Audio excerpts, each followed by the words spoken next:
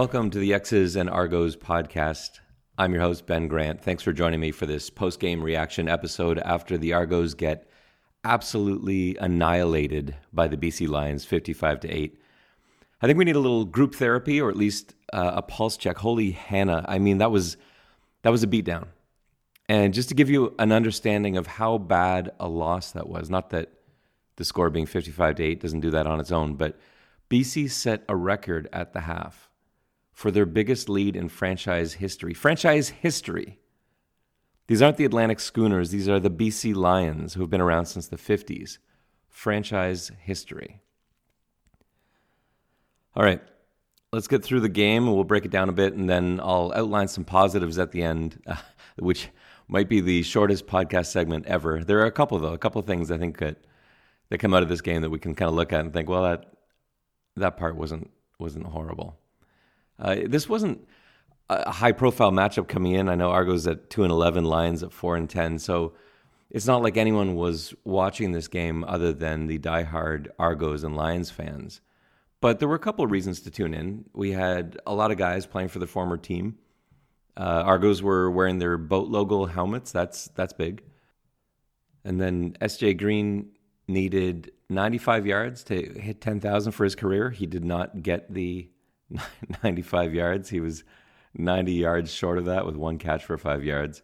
So there were a couple of things that people were looking forward to, but this one started, I think, the way that the rest of the league thought it would start. The first play was so weird.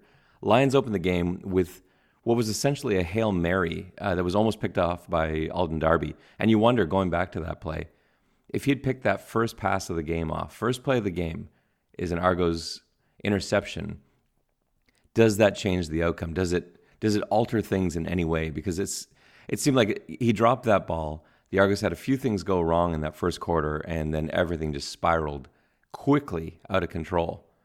But yeah, that opening play, they had quads to the left. Riley dropped back, and it looked like he just launched it in the air. Basically, everybody outran his arm, and Darby had a chance for the pick and just couldn't pull it off. Riley ends up putting a really nice drive together. They settled for a field goal.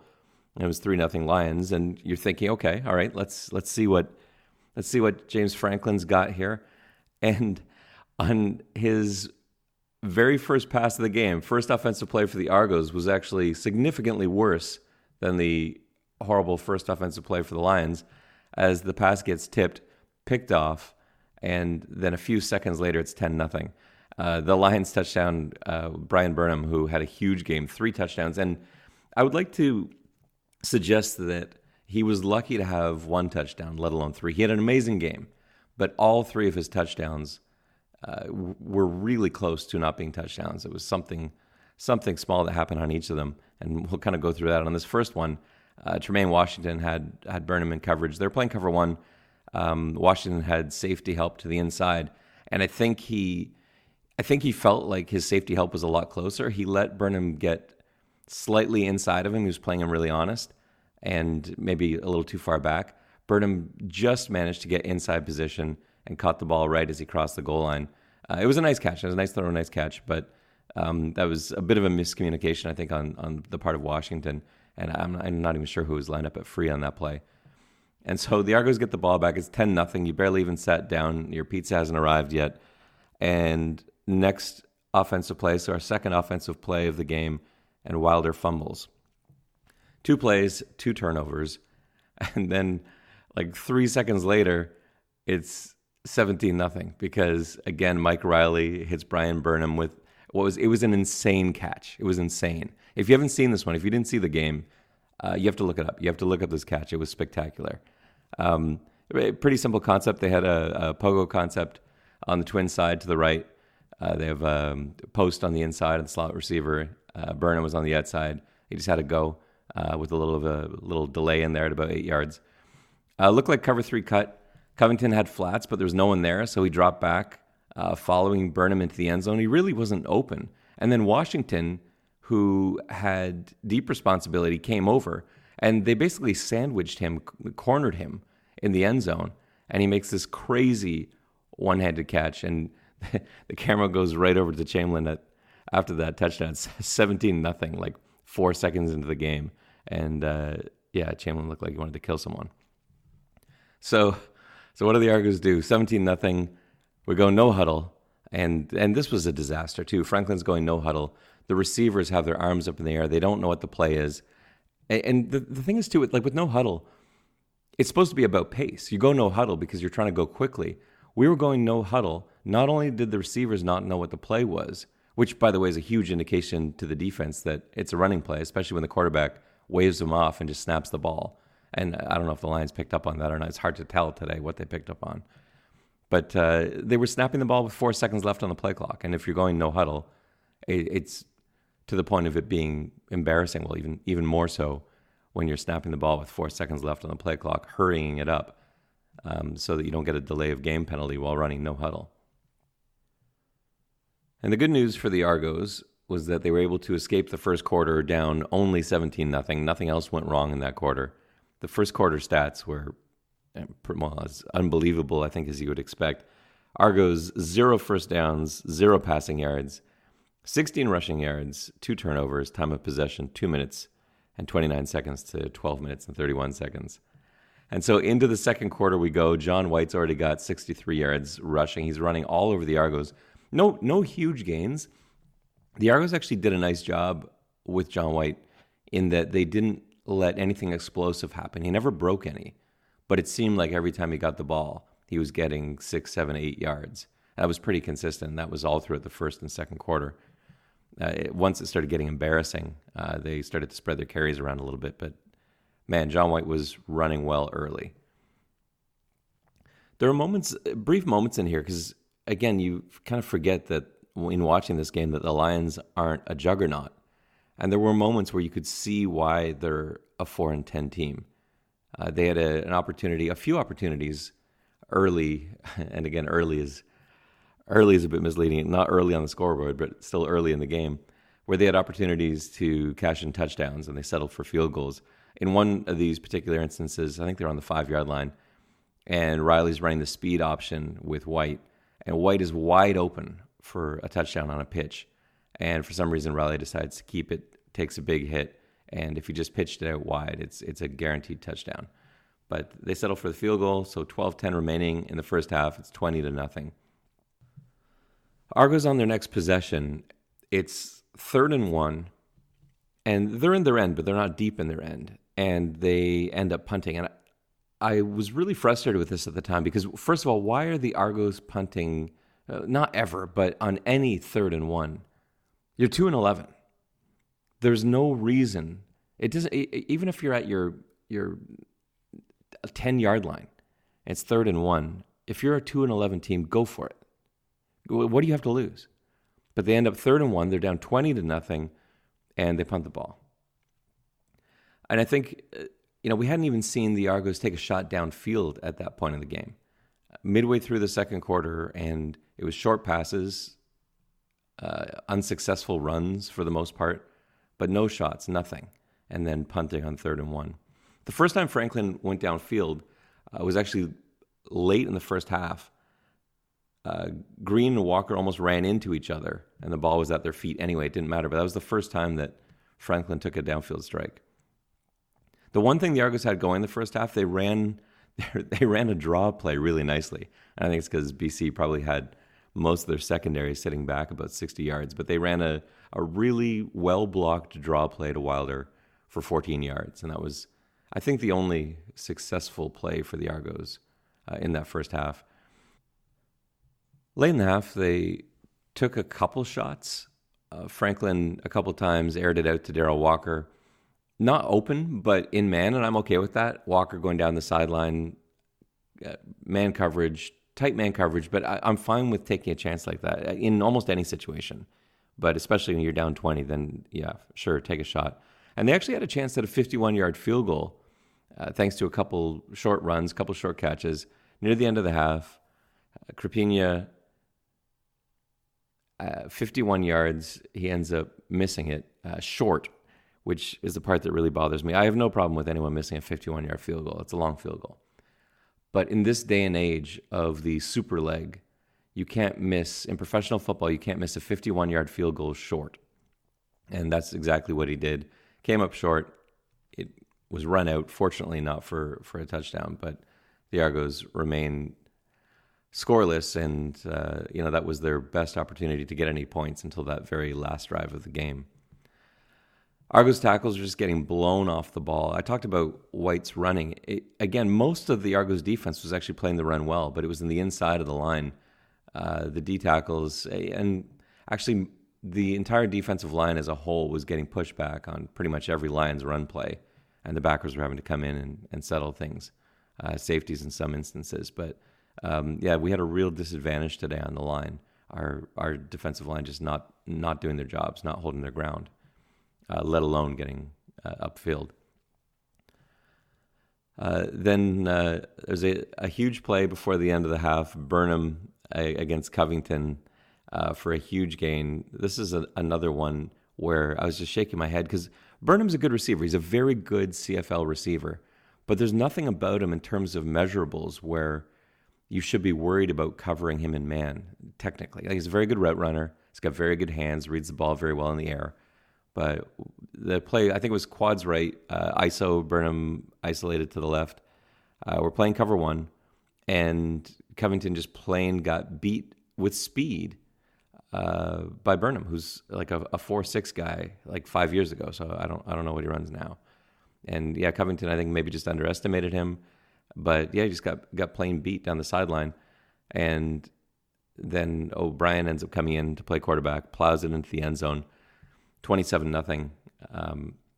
Was still with a few minutes to go in the half, and the Argos got a little hosed a couple of times at the end of that drive on an offside call. That's not going to be a story. That wasn't the difference in the game, obviously, but they did get a couple of bad calls, and one was an offside. And they show the replay, and there's nobody within a yard of the ball when it snapped.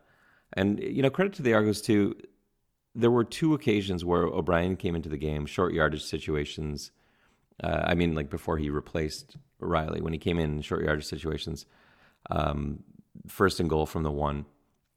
And on both of those occasions, the Argos were able to stuff the Lions on first down. And on second down, of course, O'Brien was able to get it in the end zone for the touchdown. But I think the fact that they stuffed the Lions on both of those first downs tells you that this wasn't a lack of effort. There were a lot of reasons the Argos lost or got blown out today, but it wasn't a lack of effort. It's not like they weren't trying. And I think that's really important when we start talking about how we're going to evaluate this game and how we're going to evaluate the season and the players. And, there's not maybe too much left to watch for other than personnel evaluation and coaching evaluation. But I thought that was an interesting sign that in both of those situations, the Argos were determined not to have that score get run up. And for at least a play, they were able to hold it off. So O'Brien gets in on the second try. It's 27-0. And then things get even worse. We're trying to make a big play happen right before the half. The kickoff goes to Rainey. He tries a reverse to Gittins Jr., but it gets tipped. BC recovers. They bring it all the way back down to the 1 yard line. And there were so many problems with this. First of all, the reverse wasn't there. It wasn't open. And so Rainey panicked. He had Gittins Jr. coming across. The coverage blew through all of our front line and our up backs. And Rainey was just swarmed. And he still pitched it anyway to Gittins Jr., who wasn't in position yet. He hadn't got to that mesh point. And so all the BC Lions surrounding everybody, ball gets tipped. And it was just such a horrible call from Rainey. I don't mind calling for a reverse kickoff return from the sidelines. I don't have a problem with that. But Rainey has to make that decision anytime you're running a reverse on a kickoff return. I know the players always want to execute it, but they're coached such that they know if it's not there, they eat it. And so Rainey, in that situation, when he sees the Lions swarming around him, has to reevaluate and just decide to keep the ball and then follow the blocking himself. But he doesn't. He turns around, pitches it out to Gittins Jr. It gets tipped, bounces around down to the 1, Lions ball. And 10 seconds later, after an O'Brien stop at the 1, they get it in on the second attempt, and it's 34-0. And then it being the half that just wouldn't end, somehow the Lions get the ball back again with time still left on the clock, not much. And they're basically trying to run out the clock now because it's awkward. It got embarrassing. And it got to a point, like in the third quarter, the camera's on the BC sidelines, and they're not even celebrating anymore. They're just kind of looking around at each other like, ooh, because it was so uncomfortable for a professional football game to get out of hand like this. So with 1 second left on the play clock, it's third down for BC, and the Argos call a timeout because they have no clue. They're just lost at this point. Nobody has any idea what's happening. The game plan is so far gone out the window that coaches are just panicking. They see 1 second left, third down, they're like, timeout, thinking they'll get the ball back. But of course, that's ridiculous. Riley ends up just taking a knee, clock's expired, and that's the end of the first half, 34-0. And as I said, franchise record. But it was an assortment of embarrassments. 3 first downs in that first half, 28 yards passing, 38 yards rushing for 66 total yards. And for a CFL game, 66 total yards has got to be it's got to be one of the lowest totals for a non-weather factor game. I'm sure there have been games in the past in the snow, mud bowls, sleet, rain, whatever, where there's been very little offense. But to be playing in perfect conditions on turf and to have 66 total yards in the half for a CFL team is humiliating. Possession is 7 minutes and 33 seconds to 22 minutes, 24 seconds. And when that half was over, I'm sure the TV viewership the half is, I'm sure like TSN's probably shaking their heads like 5 minutes into the game thinking, well, there goes the audience that was tuning in, which is pretty limited to begin with. And we head into the third quarter. Like I said, the Lions came out kind of like sheepishly because of just how odd the whole thing felt. And Argos Twitter, like good for Argos Twitter, not the actual Argos Twitter account. They had given up on the game. They were tweeting about they wanted people to send them their dog pictures in the third quarter. They had tuned out of the game, but it was really active on Twitter. There were a ton of people on Twitter, and I know that an embarrassing loss like this tends to bring people to Twitter where you can sort of have this unfiltered rage. But Argos Twitter was very active, and so people were still following along going into that second half. And the third quarter started for the Argos a little better than the first quarter did, but you kind of have to quantify that because the first quarter, remember, started with a tip ball and an interception. The third quarter started with a sack and a holding call, and then another sack 2 plays later. That one was a halfback blitz, and Randy Richard, left guard, was having so much trouble today. He really had a rough game. And this occasion, this one I didn't think was his fault per se.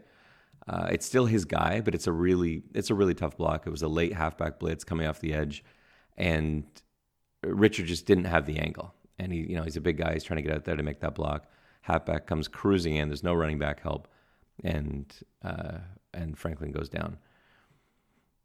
Then the defense finally got something going when the Lions took over. Lang got a sack, and of course that's wiped out by an illegal contact penalty that was pretty hard to see on the replay. And of course that led to another BC touchdown.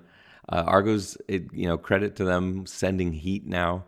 They sent 7 against 5 wide, cover 0, and Shaq Johnson makes a play in the end zone on a post route with no free safety over the middle.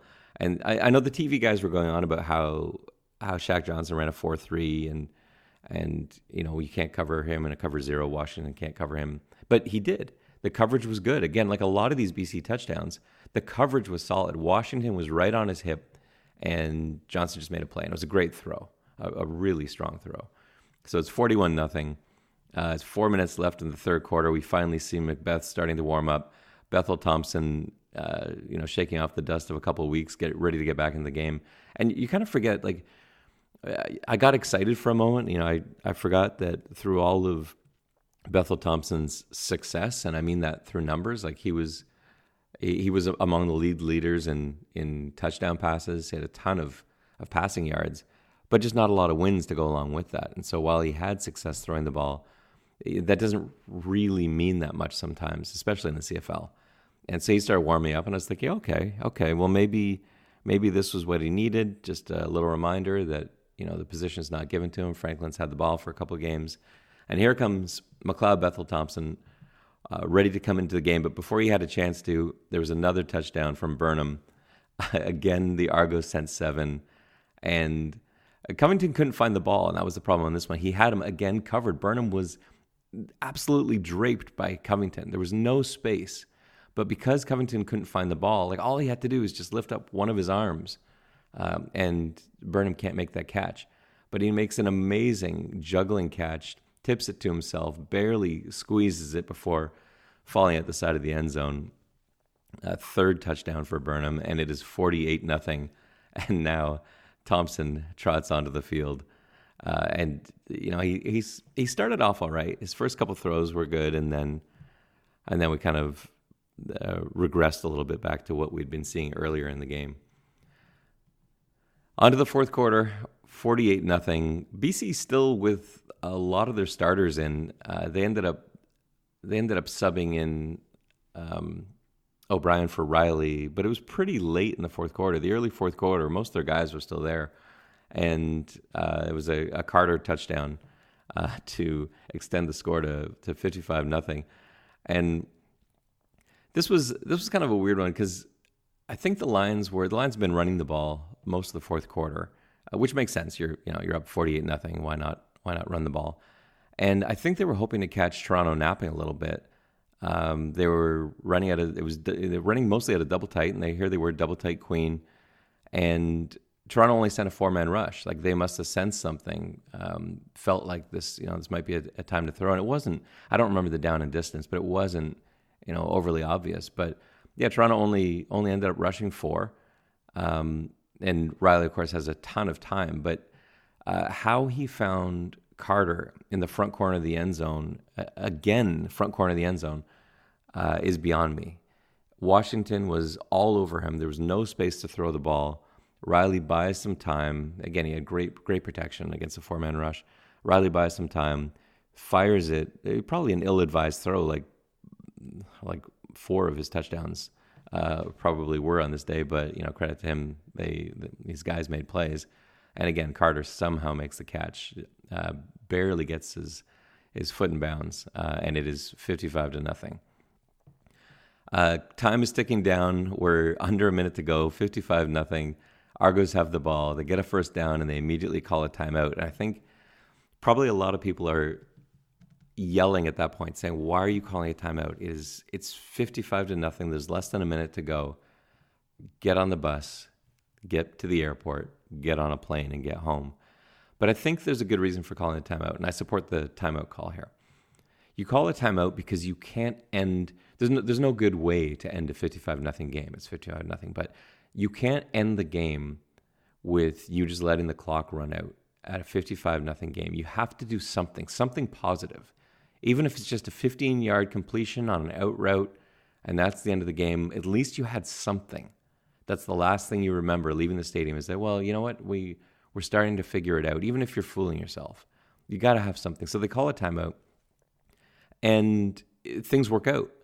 Bethel Thompson starts leading the Argos down the field, and with just a few seconds left on the clock, he finds Armani Edwards with a touchdown pass over the middle, and then again finds Edwards on the 2-point conversion.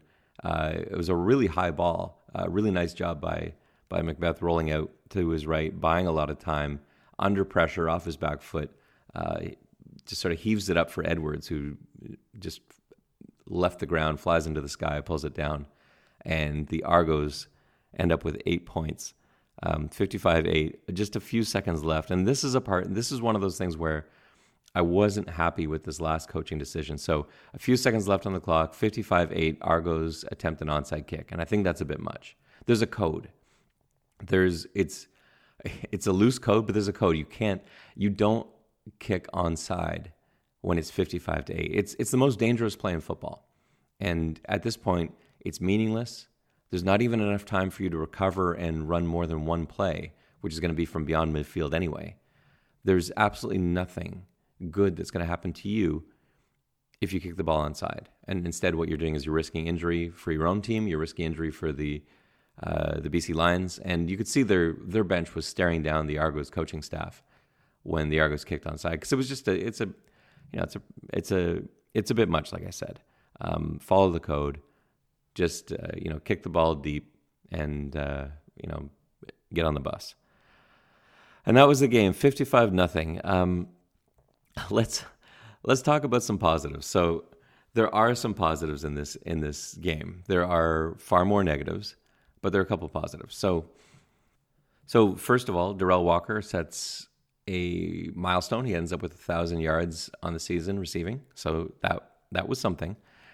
And I think, at the end of the game, I think you feel pretty confident that we're done with the Franklin experiment for this season, and it's now just going to be McLeod Bethel Thompson. And I don't know that that's good, in that I'm not sure he's the guy long term. I think I'd be pretty surprised if either Franklin or Bethel Thompson is quarterbacking the team next year. But I think at least for the rest of the season, as far as the team goes, the players, they know for these last 4 games, they know who their quarterback's going to be. And I think that means something. I think fans know, okay, well, this is our guy now, for better or worse. And we did see he was able to put up numbers. And numbers were something that we just didn't have any of today until that final drive.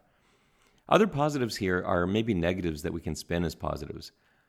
I would be surprised if we don't hear tomorrow or maybe the next day that they're relieving Chamberlain of his duties. I wouldn't be surprised if Pop is on his way out. I think both of those guys, and I really don't like to see coaches and GMs fired. I know how hard they work and how much time they put in, but it's a necessary thing. It has to happen. There needs to be a change, and there needs to be a change at head coach. There needs to be a change at the general manager spot, and both guys with they've had some success, but they haven't had success recently, either of them. And after the season and after a record-setting loss like this, I don't think there's any better time if you're going to make a change. And I would be surprised if we don't see that that either tomorrow or the next day. And so I do think that's a positive, because now we sort of know, okay, well, we'll come up, there's going to be a plan and there's going to be something going forward. And I don't know who takes over. I don't know who you appoint as interim head coach, but I think it's a necessity at this point that Chamberlain and Pop move on to something else. So that's another positive that we can take out of this. And the other positive is that we've got that boat logo helmet for the rest of the season, the Argos announced. So yet another reason to check out the Argos in their next game. And their next game, speaking of, is Friday night, 7:00, and it's the Ottawa Redblacks. So another barn burner as the season winds down. I think the Argos and Redblacks play on the final game of the season as well, coming up, which again, only you and everyone else that tunes into the Argos games at 10:00 at night and sticks through a 55-8 loss and then listens to a podcast about it. Only those people are maybe tuning into that one. But I'll be there. I'll see it all the way through, and you'll be able to follow me along the way as well. Again, the final 55-8 Lions over Argos. Thanks for listening to the Postgame Reaction podcast. I hope you enjoyed it. And don't forget that you can subscribe to the X's and Argos podcast in your podcast app so that you never miss a show. Now, if you'll excuse me, I need to grab a beer.